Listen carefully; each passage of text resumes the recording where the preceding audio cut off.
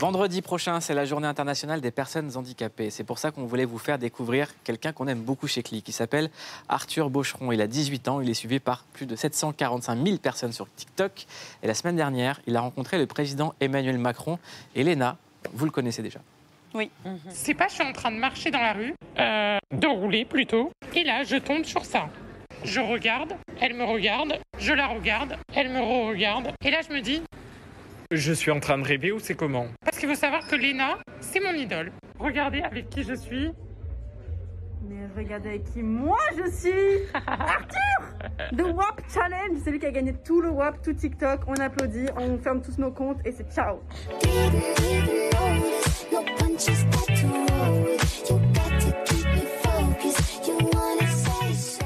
Et il est avec nous sur le plateau de Click. Et c'est un bonheur parce que c'est quelqu'un qu'on aime beaucoup chez nous. Arthur, comment ça va? Ça va, mais merci beaucoup de me recevoir. C'est un honneur d'être là. Arthur, tu es comme Léna, créateur de contenu. Et sur ta bio TikTok, il y a écrit quelque chose de très simple. Tu dis, je suis un gars en fauteuil qui roule en essayant de changer la mentalité des gens. Exactement. C'est ça.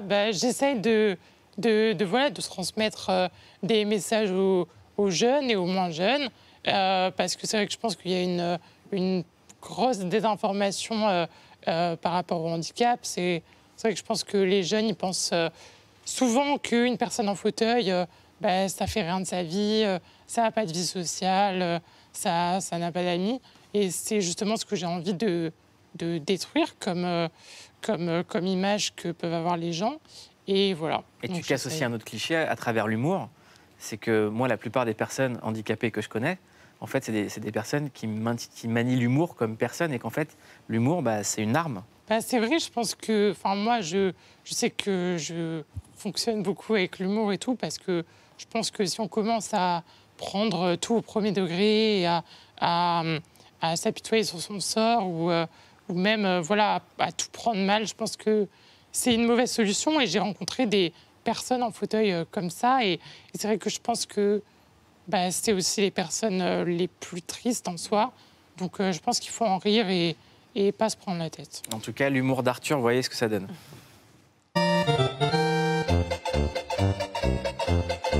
Menteuse.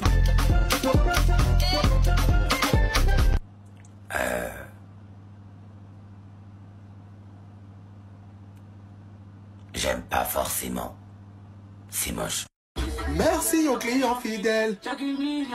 Et merci aux clients fidèles. Mais merci aux clients fidèles. Pendant les vacances, je ne fais rien. Je suis tranquille, je ne fais rien. Personne ne m'emmerde, je ne fais rien, je suis tranquille. Et qu'est-ce que vous faites le reste de l'année? Je ne fais rien.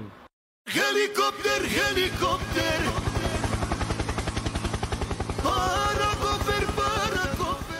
Donc on sait que tu es fan de différents styles musicaux, de Mario Kart. Au moins, on est large.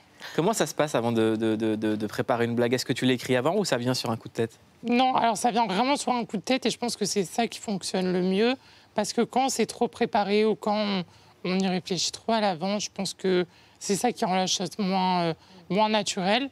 Donc non, moi c'est une idée comme ça, je vois un TikTok. Si je suis dans un endroit où la lumière est sympa et tout, je le fais direct.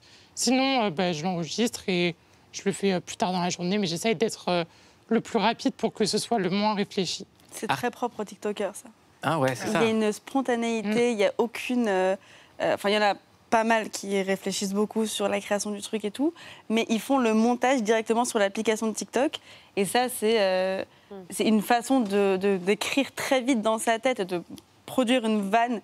C'est très, très dur. Et on voit une petite vidéo comme ça, on dit, bon, c'est plutôt simple. Et une fois que toi, tu essayes de le faire, et je parle en connaissance de cause... Mais c'est marrant parce que Léna, on te connaît comme une des plus grandes youtubeuses françaises. À 24 ans, face à Arthur qui a 18 ans, tu parles comme une ancienne. Oui, c'est vrai. Déjà. C'est vrai. Mais c'est ça, je dis, le gap générationnel, c'est pas juste entre un papa et son enfant, c'est vraiment... ça va très vite aussi. Ouais, en fait, une application peut créer une nouvelle génération. C'est ça. Et après, il ne faut pas non plus se dire cette application, c'est nul par rapport à ce que nous on fait. Des petites vidéos, c'est trop facile à faire. Pas du tout. Il faut vraiment essayer de comprendre et essayer de connaître et de consommer la façon dont ils produisent leurs vidéos, quoi. Je le rappelle, Arthur, tu as 18 ans, tu es étudiant. Tu habites à Bordeaux. Déjà, merci d'être venu jusqu'ici. À 18 mois, tes parents apprennent que tu as une maladie héréditaire. C'est l'amyotrophie spinale de type 2. Tu dis qu'on leur a annoncé de manière assez brutale. Ben, c'est ça, on leur a annoncé un peu dans un bout de couloir en leur disant voilà, il a cette maladie, il ne pourra sûrement jamais marcher, mais n'allez surtout pas voir sur Internet. Moi, je pars en vacances, on se revoit à la fin de l'été. Et c'est quoi cette maladie? Et cette maladie, c'est une maladie neuromusculaire. Donc, c'est une maladie qui affaiblit mes muscles. Voilà, j'ai juste moins de force. Tu dis que tes parents t'ont jamais mis de barrière, qu'ils t'ont fait voyager, que tu allais partout avec eux, qu'en grandissant, tu prends conscience de la différence. Et j'aimerais qu'on regarde une vidéo. C'est une vidéo où on t'administre un traitement.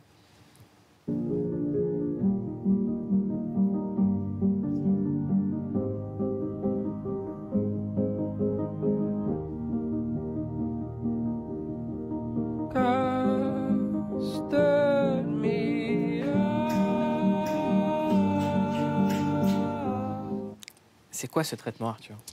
Du coup, ce traitement, c'est un médicament qu'on a beaucoup attendu avec mes parents, toute ma famille, parce que du coup, c'est le premier médicament qui existe pour ma maladie. Et c'est un médicament qui pourra sûrement m'aider à avoir plus de force, pas marcher, mais à avoir plus de force. Et quand on sait que c'est le premier, bah, c'est tellement...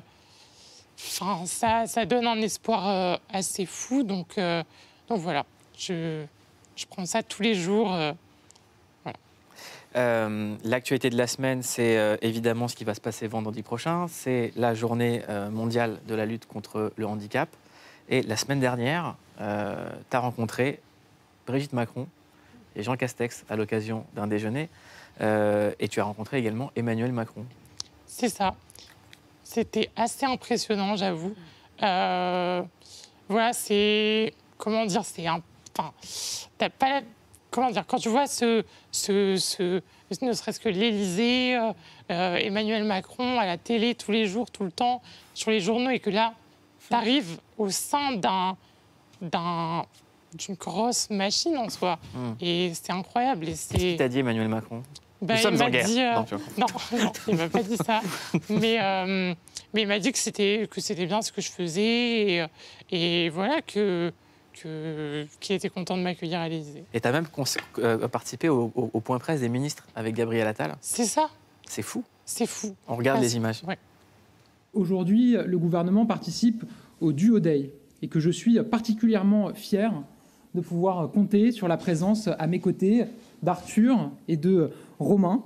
Bonjour, du coup je m'appelle Arthur Bocheron, j'ai 18 ans et j'ai une amyotrophie spinale de type 2 et du coup c'est une maladie neuromusculaire et je suis créateur de contenu sur les réseaux sociaux pour essayer de faire changer la mentalité aux jeunes et de montrer qu'on peut être jeune en fauteuil et faire plein de choses dans sa vie comme un jeune normal, quoi. C'est un message qu'ils arrivent à entendre? Tu penses qu'il y a de l'action? Oui, je pense qu'il y a de l'action, ne serait-ce que par cette journée-là. Sincèrement, je les remercie énormément parce qu'ils m'ont fait vivre plein de choses.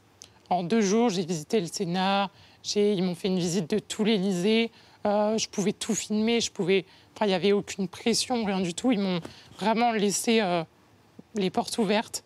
Donc c'était un moment que je pense que j'oublierai jamais parce que c'était incroyable.